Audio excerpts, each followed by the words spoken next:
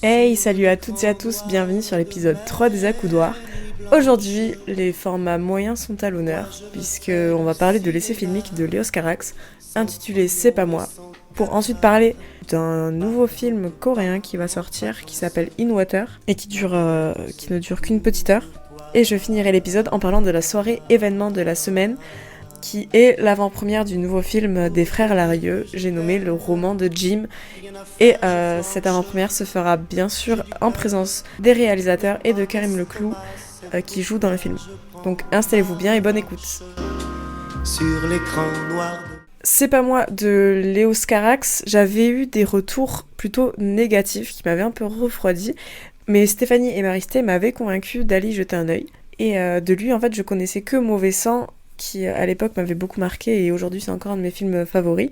Et en fait ici, C'est pas moi, c'est une demande du musée Pompidou pour une exposition qui en fait n'a pas eu lieu, mais le film devait répondre à une question du style Léos Carax, où en êtes-vous ? Il me semble que c'était quelque chose comme ça. Et donc c'est ça l'origine du film. Donc qu'est-ce que ça raconte ? C'est un peu compliqué de résumer, mais il n'y a pas de narratif.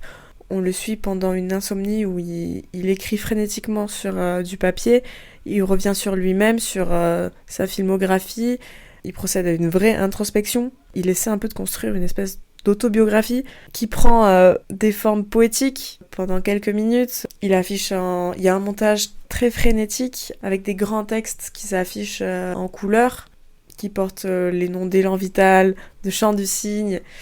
Donc c'est un essai filmique à base de gros titres colorés, de plans saccadés qui sont filmés à la caméra thermique. Il y a un gros travail de montage qui donne un résultat qui est super efficace. Mais c'est aussi un essai filmique qui m'a marqué par juste les phrases que le réalisateur emploie, qui parfois sont totalement déconnectées. En fait, c'est comme s'il représentait ses pensées intrusives. Enfin, moi, je l'ai un peu vécu comme ça.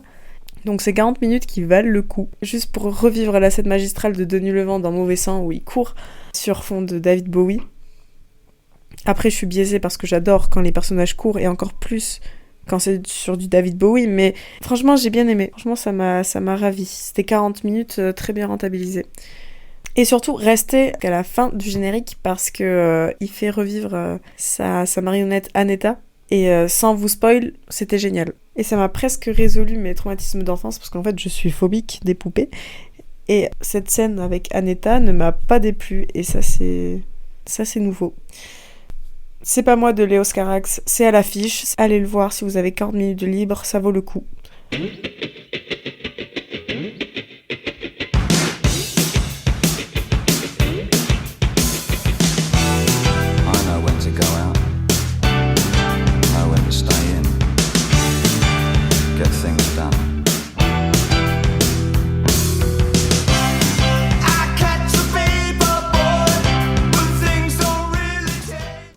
Donc après cette petite interlude de David Bowie, on se retrouve pour le nouveau film de Hong Sang-soo en Corée, Faites du bruit. Hong Sang-soo, c'est un réalisateur coréen qui est assez productif. Ici, In Water, c'est un film qui est assez particulier, il dure qu'1 heure. Et en fait, la plupart des plans, on retrouve vraiment un refus de la mise au point, c'est-à-dire que l'image est floue. Je vous laisse libre d'interpréter ce choix artistique. L'histoire est simple, en fait on a un réalisateur amateur, un cadreur et une actrice, et surtout pas d'idée de scénario. Donc on retrouve ce phénomène de la page blanche qui est filmé. In Water, c'est un film qui est plutôt lent, avec de beaux paysages de bord de mer, quand on peut les distinguer. Et ici, Hong Sang-soo nous souffle un espèce de vent de nostalgie et de mélancolie que j'ai pas trop réussi à comprendre d'où il sortait, mais c'est ce que j'ai ressenti. Et je crois que surtout j'ai rarement vu un film avec un si court générique, c'est-à-dire qu'il y a vraiment que 4 acteurs, et le film est produit, écrit, réalisé, photographié, monté, composé par Hong Sang-soo. Donc il sait vraiment tout faire, c'est terrible. Et du coup ce film est à retrouver très prochainement à l'ABC. Si vous êtes intrigué, je vous invite à aller le voir. Et maintenant, la soirée événement de la semaine. Les frères Larieux ainsi que le comédien Karim Leclou viennent présenter en avant-première leur film, qui s'appelle Le roman de Jim, qui est adapté du livre du même nom de Pierrick Bailly.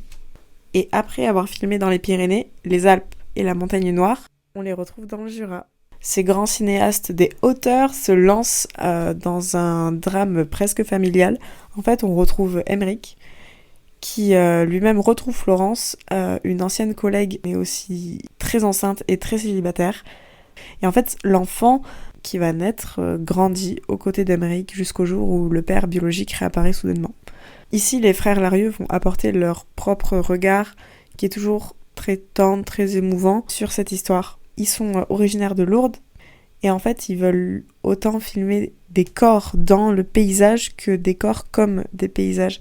Et donc, trigger warning, ça risque d'être très beau et très touchant.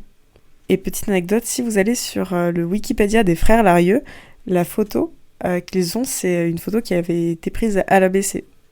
Voilà, c'est pas très important. Mais peu importe, prenez vite vos places parce qu'elles risquent de vite partir. Et donc c'est mardi soir, le 18, donc c'est ce soir, à 20h30, à l'ABC. Voilà, c'est tout pour moi. J'espère que cet épisode 3 vous aura plu. On se retrouve très vite pour le prochain. C'était Emma, merci de m'avoir écouté. Et je t'emmène au ciné.